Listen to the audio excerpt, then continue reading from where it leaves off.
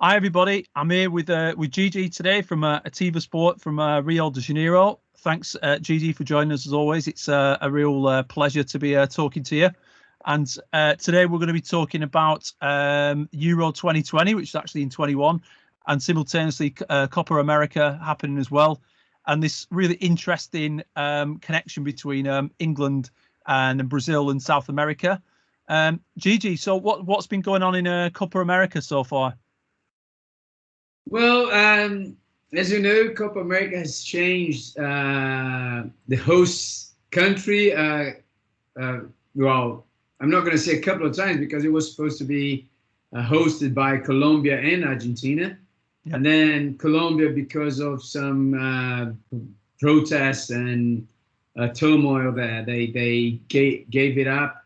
And then Argentina, because of the pandemic, they also withdraw from hosting it, and then it came to Brazil. Yep. So it's been a bit like roller coaster, to be honest, because contrary to what happens in Europe, the Brazilian Football League, the first division, is taking place at the same time. Right. So it's a bit like you kind of have to pay attention to a couple of things at the same time. And so, for example, the Copa do Brasil, which is the equivalent to the FA Cup draw, is today. So it's like we're watching everything at the same time. And how's it going with fans in the stadium? We've suddenly seen, a few fans back in the stadium for the Euros, which is nice. But we've had Scottish players gone down with COVID-19 recently, and a couple of England players have had to isolate. So how's it looking there with the fans and the players and things? Well, here in Brazil, we haven't had that chance, and we've been watching the Euros on telly, and I must say we're very envious of you guys, because if there is one thing Brazilians miss a lot is attending to football matches, as you can imagine. Yeah, absolutely. And in terms of COVID, it's been like it's definitely tough because, for example, if I'm not mistaken, amongst Copa America staff and players, there's been more than 100 people that were diagnosed with COVID. Yeah. And just last night, my Atlético Mineiro, as you know, the best football the greatest team in the world. Yep. Yep. They have been. We were down four players that are playing Copa America for other countries. Yep. We were down a player who's playing for the Brazil under-17 squad. Yep. And we were down 4 players because of COVID. Yeah. So we were down about 10 players. Wow. And 2 other players due to injuries. So we were down 11 players in total. So COVID is still pretty much present in Brazil. That's a tough one to take, even for the greatest team in the world. That's got to be a challenge, right? It was. We drew at home last night, so it was a tough one. Definitely a tough one. So having had the pleasure of watching Mineiro on big screens in Rio de Janeiro and seeing the incredible atmosphere that's generated, what's it like sort of in the bars and the pubs and things in the Copa America? Is it a similar kind of buoyant atmosphere? I was incredibly impressed with the sort of passionate support, really. It would have been. Yeah. If not for COVID. You were already starting to see, some bars, some pubs hosting, half capacity or something like that. Okay. But nothing compared to what you witnessed, to watch what you witnessed. And we miss it a lot. And it's been like in total now I would say 16 months already. Yeah. So it's been a tough one, but we'll get there. Fingers crossed. We will one step at a time. So the other thing that's caused a bit of a sensation here in obviously, as you know, I'm a Blackburn Rovers fan. So Ben Brereton is one of our strikers. But I've got to say, not the most prolific one. We paid quite a bit of money for Ben Brereton, and he's a great player, and he's been much better this season. But he's what's been an absolute sensation. Here he is on Instagram. is that unbeknownst to us, this guy, we thought he was English. He was born in Stoke-on-Trent. He plays for Blackburn Rovers. He's playing in the Copa America for Chile. And people in England and Rovers fans think this is brilliant. But I tell you what, nothing compared to the Chileans. So over the 80 million population, I think most of them are now following him on Instagram.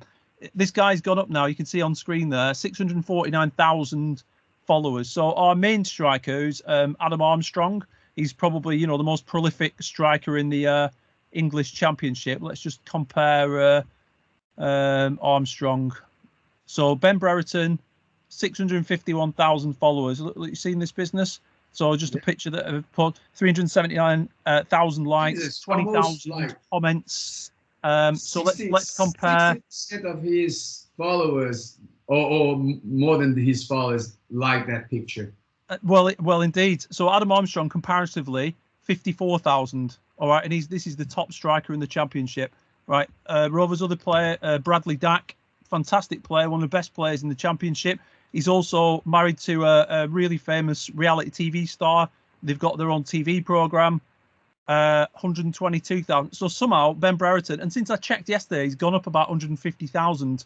So that it's absolutely gone sensational. The Chileans have gone crazy for this guy, and even created his own religion around him, apparently. But what's fascinating as well is that he's in contract talks with Rovers at the moment, and his stock is rising. So, of course, he came on and scored a winning goal against Bolivia. But the fact that he's now probably by far one of the most followed players in the Championship, and probably more followed than a lot of Premier League players, that how does that sort of affect him as a personal brand and his contract talks and all the rest of it?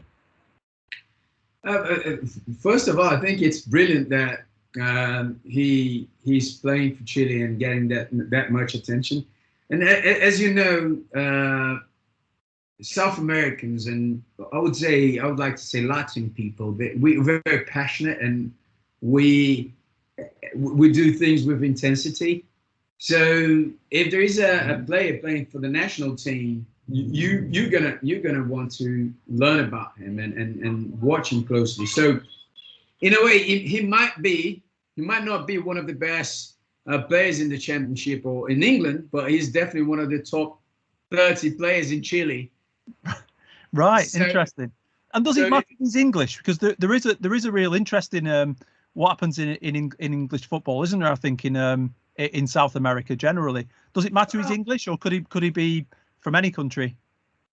Well, Premier League is by far the most followed domestic league in the world. I wouldn't say the same thing about the Championship. Yeah. But at the same time, it's like it's the novelty. I think there's this, I don't remember any players playing for Chile who are from who were born somewhere else. Yeah. So I think that the novelty part of it must play an interesting and increase the interest around his personality and his how can I say he's he's basically what he's doing, basically anything around him, I would say. Yeah. No, that's really interesting. And we saw De Bruyne recently, didn't we, renegotiating his contract based on his own playing data. So do you think that players negotiating contracts, if they've got a huge Instagram following like that, and obviously he's obviously performing well, he's only played one and a bit matches, so he's performing all right so far, but the fact that it's generated this kind of interest from Copa America, and obviously that follows on social media, does that help in terms of contract negotiations and stuff, do you think? Player value? I would definitely think so. I wouldn't to be honest, I think the performance on the pitch would be probably the thing that would count the most, or should be. But still, there is a sense of marketing potential. So if you, I wouldn't say he would be hired or he would be sought after because of his marketing potential, because he doesn't, it's not like David Beckham potential. Yeah, yeah. But if he's as a player, he will fulfill a need for the club. That's definitely an added benefit for hiring him. Yeah. So I'll definitely say, yeah, he would be perhaps paid a little bit better, and perhaps land a better deal than he would expect for his playing skills. Yeah, it's interesting. You mentioned David Beckham. I suppose the one we always come back to is the Ronaldo effect. Real Madrid to Juventus, and obviously Ronaldo is one of the most followed players in the world on social media. So there's obviously commercial potential there, isn't there? I noticed Blackburn Rovers are selling Brereton Diaz t-shirts now as well. So they've capitalised on the the novelty at our end. But obviously it does. There is, with 600,000 Instagram followers, it's not the same as Beckham or Ronaldo, but there's still some commercial value there, isn't there? Especially if you talk about a championship club or second tier kind of club. Even as you mentioned, even if you're talking about a lower part of the table Premier League team, you might not find a close to 1 million follower player on Instagram. Exactly. Yeah. So there's definitely commercial value there. Yeah. There is an unexplored market. I would say probably Blackburn has never thought about exploring the Chilean market, but if they decide to now, there's definitely some potential for selling merchandise, for getting some social media followers, putting content in Spanish, all of those things. Good point. I mean, I suppose Rovers could consider a pre-season tour of Chile, couldn't they? I guess, COVID permitting. Oh yeah, that's for sure. That's for sure. Now, if you think about the ability to explore, especially in these global days in which your reach is way beyond your boundaries, your country boundaries, you can definitely explore some things like that. Even sell some combined sponsorship between Rovers and the player. Yeah, I could definitely see some financial upside on that. That's brilliant. And early on, you were talking about the other way, because how much kind of Brazilian football is revered in England, and we were talking about players going the other way, and players like Juninho, for example, going to Middlesbrough. So you had an interesting story about that one. Oh yeah. Oh, and I think this is a brilliant part of sports and particularly football, because it's kind of like an identity, and for us as Brazilians, this is kind of like very iconic. Anytime you speak to someone and you tell them, especially in England, that you are Brazilian, there is a topic to talk about. There is something to discuss. Yeah. And the story I was telling you, it's really funny, because I was probably, I would say I'm probably one of the handful of Brazilians who have ever been to the Den as an away fan. Yeah. And I went there with some friends from Middlesbrough, and it was quite an experience. And Middlesbrough actually beat Millwall 5-1, and it was 4-0 at halftime. Yeah. And at halftime, I was at the bar area, and they were all like really ecstatic. And for some reason, I was talking English, my English, this English that you guys are hearing now, which is kind of definitely not a Middlesbrough accent. I wouldn't say it's identifiable, but definitely not from Middlesbrough. So I was approached by two big lads, really big lads, and they were like, "Where are you from?" And I was like, first I was a bit like, what do these guys want? And then I realized they were being very aggressive. I was like, oh, Yep. F me. I'm screwed. And I was like, no, I'm just here to watch the game. I'm just here to enjoy an afternoon at the ground and stuff. We didn't ask that. Where are you from? I was like, okay. It was good.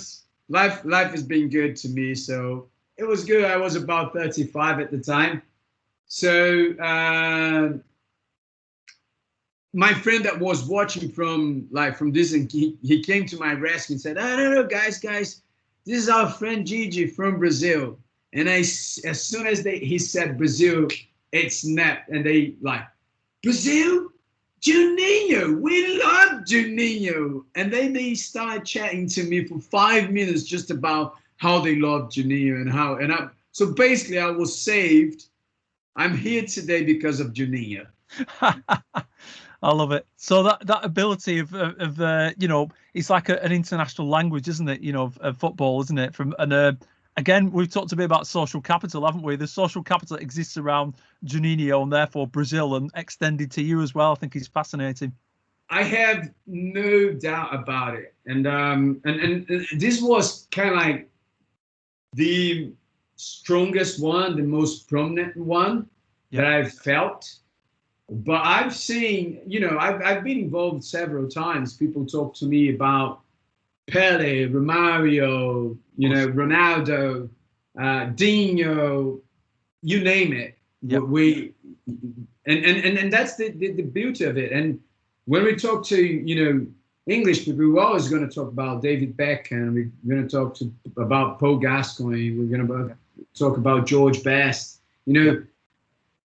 It's part of that, social capital.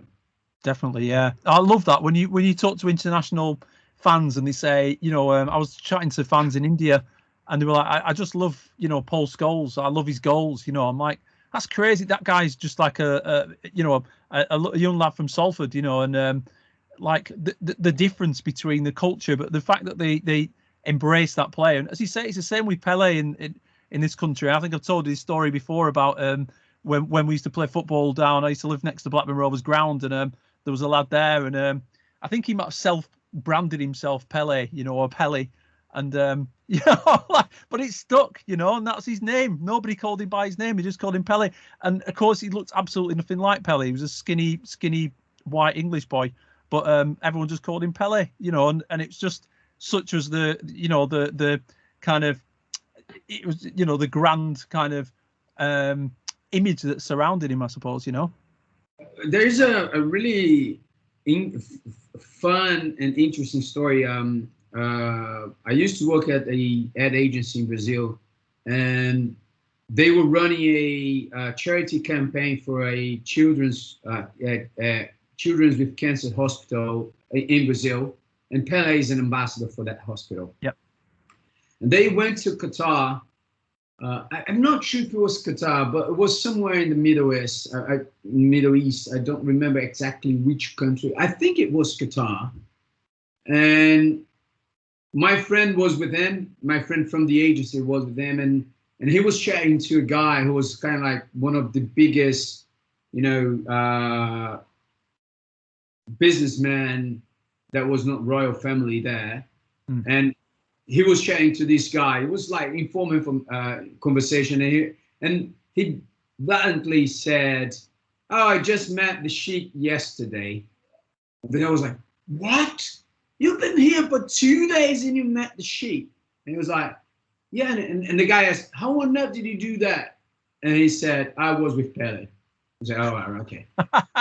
Okay. Obviously, I was with Pele. Brilliant. So it's like, they transcend, football transcends, country,